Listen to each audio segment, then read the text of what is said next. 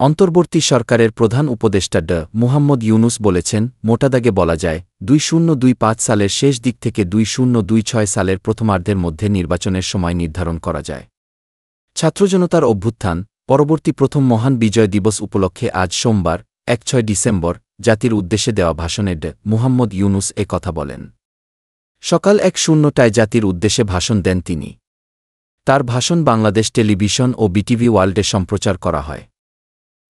ইউনুস তার ভাষণে বলেন, আমি সকল প্রধান সংস্কারগুলি সম্পন্ন করে নির্বাচন আয়োজন করার ব্যাপারে বারবার আপনাদের কাছে আবেদন জানিয়ে এসেছি।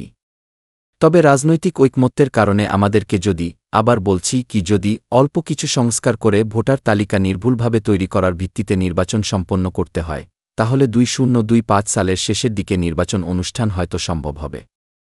আর যদি এর সঙ্গে নির্বাচন প্রক্রিয়া এবং নির্বাচন সংস্কার কমিশনের সুপারিশের পরিপ্রেক্ষিতে এবং জাতীয় ঐকমত্যের ভিত্তিতে প্রত্যাশিত মাত্রার সংস্কার যোগ করি, তাহলে অন্তত আরও 6 মাস অতিরিক্ত সময় লাগতে পারে। মোটা দাগে বলা যায় 2025 সালের শেষ দিক থেকে 2026 সালের প্রথমার্ধের মধ্যে নির্বাচনের সময় নির্ধারণ করা যায়।